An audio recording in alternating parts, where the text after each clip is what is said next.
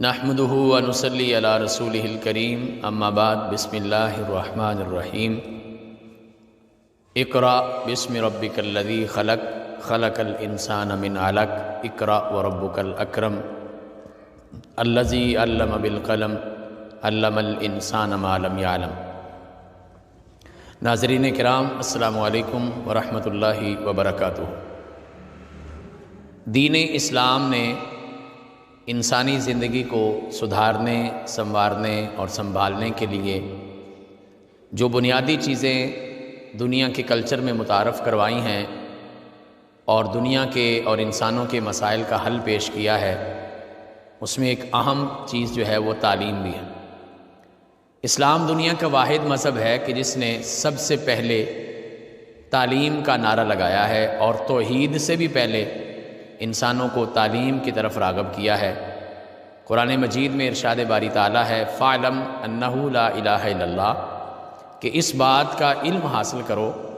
کہ اللہ ایک ہے۔ اور قرآن مجید میں کل ملا کے تقریباً 700 سے زائد ایسی آیات ہیں جس میں تعلیم، تعلم، تدریس، تبلیغ، تفہیم، تفاہم، تدبر اور تعقل کے بارے میں اسلام نے توجہ دلائی ہے۔ یہ بات بھی ہمارے ذہن میں رہنی چاہیے کہ اسلام دنیا کا واحد مذہب ہے جس نے دنیا میں سب سے پہلے 100% لٹریسی ریٹ کا یعنی 100% شرح خواندگی کا تصور پیش کیا ہے۔ اور پیارے نبی صلی اللہ علیہ وسلم کی وہ حدیث پاک ہے کہ طلب العلم فریضۃ علی کل مسلم، یہ جو کل کا لفظ ہے یہ 100% کو ظاہر کرتا ہے۔ اور اسلام نے بتایا یہ ہے کہ انسان جتنے بھی مسائل کا شکار ہو جائے، جیسا کہ رسول اللہ صلی اللہ علیہ وسلم کے آنے سے پہلے جو معاشرہ تھا اس کے بارے میں قرآن کہتا ہے کہ وَإِن كَانُوا مِن قَبْلُ لَفِي ضَلَالٍ مُبِينٍ، گہری گمراہی میں تھے۔ اور کبھی قرآن مجید ان کے بارے میں کہتا ہے کہ ظلمات بعضها فوق بعض اذا اخرج يده لم يكد يراها، کہ اتنا ظلم تھا، اتنا اندھیرا تھا کہ انسان اگر اپنا ہاتھ بھی دیکھنا چاہتا تو نہیں دیکھ سکتا تھا۔ مراد یہ کہ اسے اپنی پہچان بھی بھول گئی تھی۔ لیکن ان تمام مسائل کا حل اسلام نے جو پیش کیا وہ تعلیم کے اندر پیش کیا، اور صرف تعلیم کی توجہ نہیں دلائی بلکہ تعلیم کا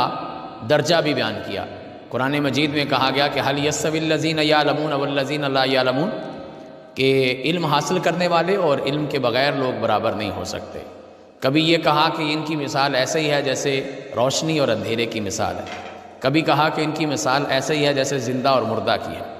چونکہ علم والا، عقل والا، شعور والا یہ زندہ انسان ہے اور یہ دنیا کے لیے باعث رحمت ہے۔ اس لیے رسول اللہ صلی اللہ علیہ وسلم نے فرمایا تھا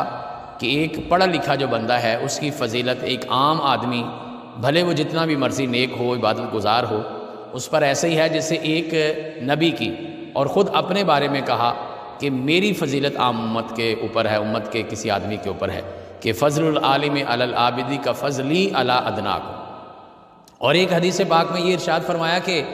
عالم آدمی کی یا پڑھے لکھے آدمی کی، ایجوکیٹڈ اور کوالیفائڈ پرسن کی جو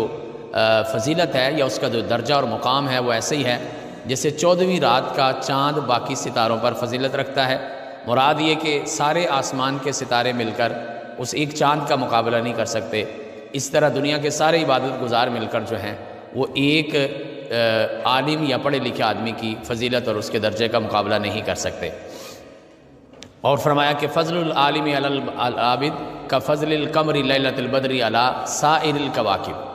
اور بھی بہت ساری احادیث میں جیسا علم کے راستے کو جنت کا راستہ کہا گیا، علم والے کے پاؤں کے نیچے فرشتوں کے پر بچھانے کی بات کی گئی، اور علم والے کے لیے، علم حاصل کرنے کے لیے، معلم الخیر کے لیے، علم کی تعلیم دینے والے کے لیے، تعلیم دینے والے کے لیے کہا گیا کہ ساری کائنات کی جو مخلوقات ہیں وہ اس کے لیے دعا گو ہو جاتی ہیں۔ یہ اتنا فضیلت والا کام ہے کہ بندہ جب گھر سے نکلتا ہے تو پھر اس کے لیے دنیا کے جانور، درندے، پرندے، حتیٰ کہ چونٹیوں میں رہنے والے حشرات اور چونٹیاں اور پانی میں تیرنے والی مچھلیاں، اللہ کے فرشتے اس پر جو ہے وہ دعائے رحمت کرتے ہیں اور اس کے لیے کامیابی کی دعا کرتے ہیں۔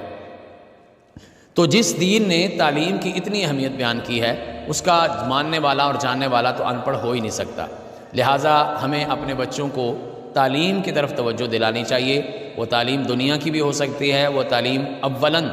پہلا جو اس کا درجہ ہے وہ ہمیں دین کی تعلیم بھی بچوں کو دلوانی چاہیے، چونکہ قرآن کی ترتیب یہ ہے، اقرا باسم ربک،